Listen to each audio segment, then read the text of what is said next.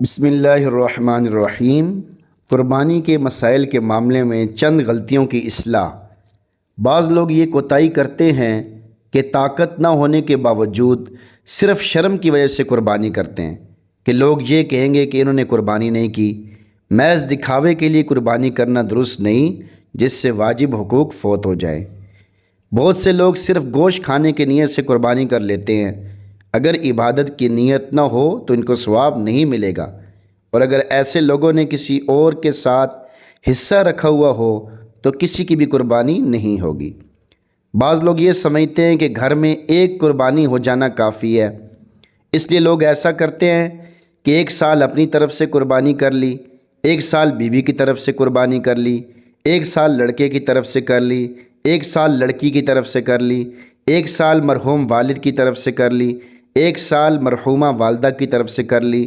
اچھی طرح یاد رکھنا چاہیے کہ گھر کے جتنے افراد پر قربانی واجب ہو ان میں سے ہر ایک کی طرف سے قربانی کرنا واجب ہے۔ مثلا میاں بیوی اگر دونوں صاحب نصاب ہوں تو دونوں کی طرف سے 2 قربانیاں لازم ہیں۔ اسی طرح اگر باپ بیٹا دونوں صاحب نصاب ہوں تو چاہے اکٹھے رہتے ہوں مگر ہر ایک کی طرف سے الگ الگ قربانی کرنا واجب ہے۔ بعض لوگ یہ سمجھتے ہیں کہ قربانی عمر بھر میں ایک دفعہ کر لینا کافی ہے۔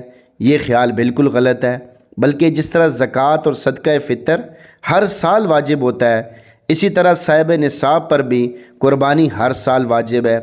بعض لوگ گائے یا بھینس میں حصہ رکھ لیتے ہیں اور یہ نہیں دیکھتے کہ جن لوگوں کے حصے رکھے ہیں وہ کیسے لوگ ہیں۔ یہ بہت بڑی غلطی ہے۔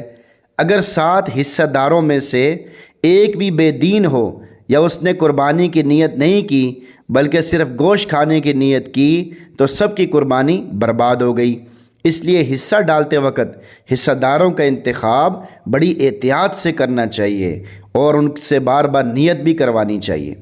قربانی حضرت ابراہیم علیہ السلام اور حضور اقدس صلی اللہ علیہ وسلم کی سنت ہے۔ سوال: قربانی کے بارے میں علماء سے تقریروں میں سنا ہے کہ یہ سنت ابراہیمی ہے۔ ایک مولوی صاحب نے دوران تقریر فرمایا کہ سنت نبوی ہے، لہذا اس سنت پر حد الوسع عمل کرنے کی کوشش کرنی چاہیے، نہ کہ گوشت کھانے کا ارادہ۔ ایک آدمی مجمع سے اٹھا اور اس نے کہا، مولوی صاحب یہ سنت ابراہیمی ہے، ہمارے نبی کی سنت نہیں ہے۔ مولوی صاحب نے فرمایا، واقعی سنت ابراہیمی ہے مگر ہم کو سنت نبوی سمجھ کر قربانی کرنی چاہیے۔ آدمی نے کہا، آپ غلط مسئلہ بتا رہے ہیں۔ آدھے گھنٹے کی بحث کے باوجود وہ شخص قائل نہیں ہوا۔ برائے کرم اس مسئلے پر روشنی ڈال کر ہمیں اندھیرے سے نکالیں۔ سوال کا جواب: فضول بحث تھی۔ قربانی حضرت ابراہیم علیہ السلام کی سنت تو ہے ہی۔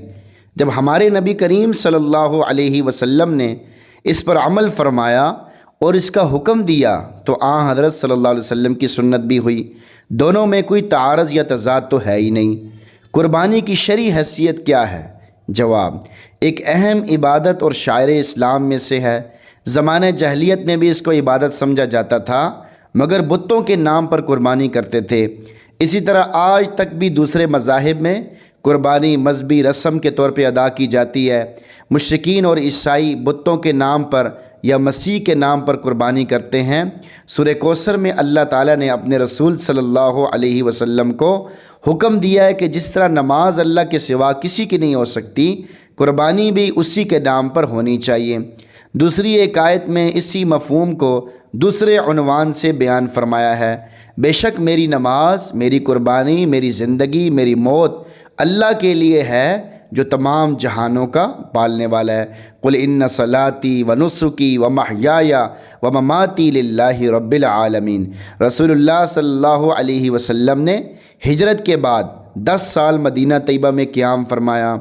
ہر سال برابر قربانی کرتے تھے، ترمذی شریف، جس سے معلوم ہوا کہ قربانی صرف مکہ معظمہ میں حج کے موقع پر واجب نہیں بلکہ ہر شخص پر ہر شہر میں واجب ہوگی، بشرطے کہ شریعت نے قربانی کے واجب ہونے کے لیے جو شرائط اور قیود بیان کی ہیں وہ پائی جائیں۔ نبی اکرم صلی اللہ علیہ وسلم مسلمانوں کو اس کی تاکید فرماتے تھے، اس لیے جمہور علماء اسلام کے نزدیک قربانی کرنا واجب ہے۔